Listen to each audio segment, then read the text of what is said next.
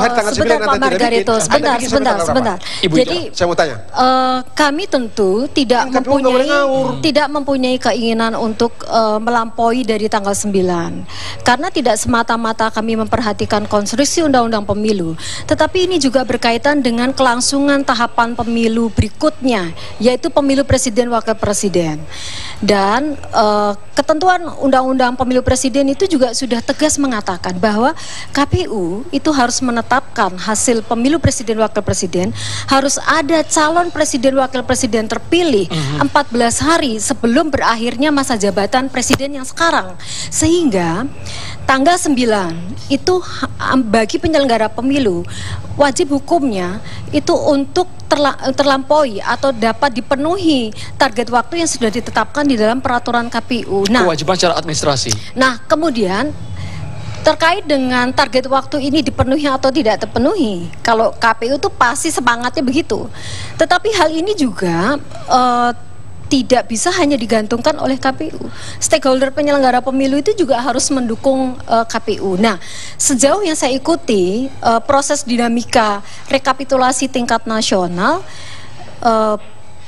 para saksi peserta pemilu itu cukup memahami situasi itu, dan ini juga tergambar pada dinamika forum 1-2 hari ini.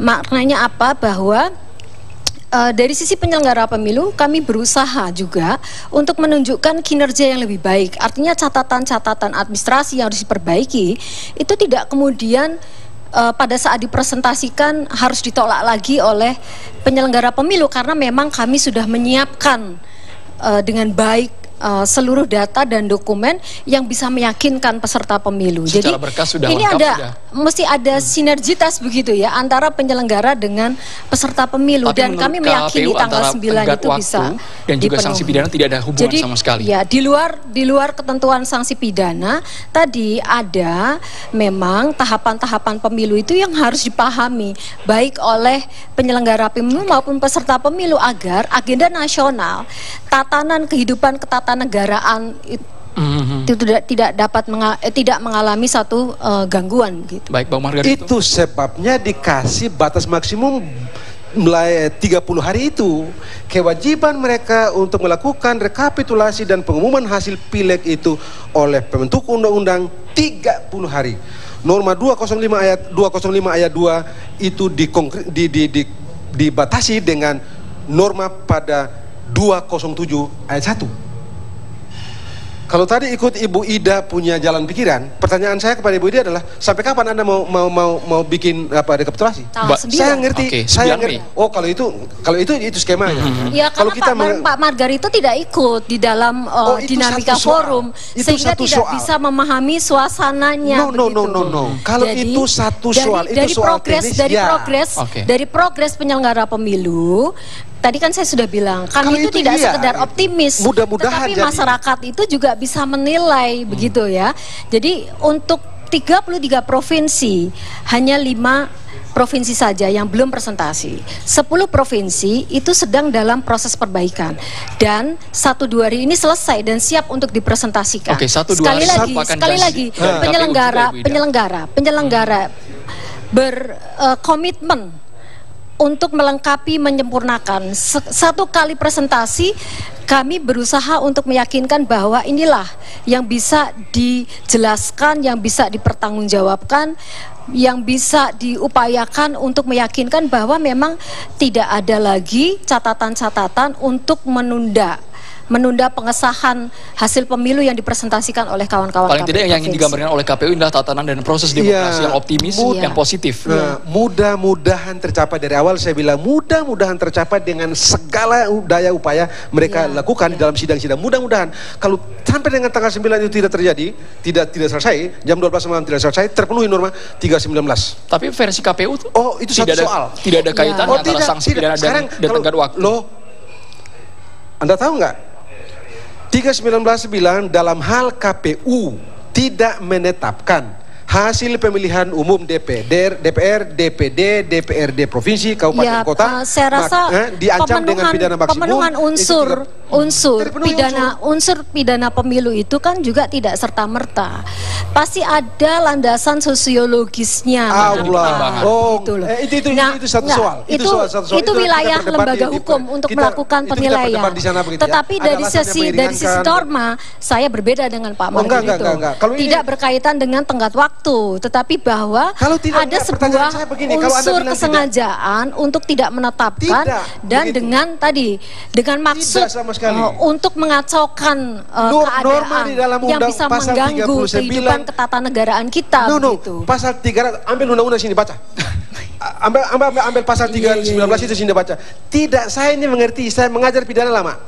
Tidak ada di dalam norma atau tata negara, Pak. Saya S1 pidana mengajar 10 tahun.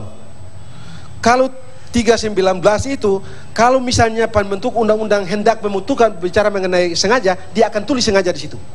Di di pasal 319 sama sekali tidak bicara mengenai motif. Sengaja mengacaukan, sengaja melambatkan. Satu perbuatan kan bisa dilihat sikap batin seseorang itu motifnya itu lain apa, lagi. Gitu. Itu lain lagi. Saya paham itu. Soal apa mens rea dan segala macam itu, dolus dan macam-macam, culpa dan macam-macam, saya paham itu. Culpa lata, culpa levis, dolus dan segala macam, saya paham semua. Semua teori dikeluarkan ini kelihatannya. Itu sudah ini apa pelajaran S1 semester 3. Ini yang tadi Ibu dia bilang ini pelajaran S1 di semester 3 ini. Bukan itu. Karena pasal 319 itu sama sekali tidak bicara barang siapa dengan maksud menggagalkan misalnya. Tidak. Normanya jelas dalam hal KPU tidak menetapkan hasil pemilihan umum, DPR, DPD, DPRD, provinsi, kabupaten dan kota, komisioner dihukum dengan hukuman pidana maksimum paling lama 5 tahun dan denda 60 juta. Clear. Anda tidak bicara motif. Wah, nanti berdebat di pengadilan sana ini begini untuk mendapatkan alasan. Yang berbicara seorang dosen, Bapak dosen ini ya. Ini konstruksi dalam pasal 319 itu kan dalam pandangan Pak Marga itu sendiri tidak cukup clear. Ya kan? Penafsiran yang berbeda. Multitafsir. Nah, saya rasa juga tidak ada multitafsir. Ya. Ini KPU ini jelas bahwa 319 itu tidak merujuk pada tenggat waktu.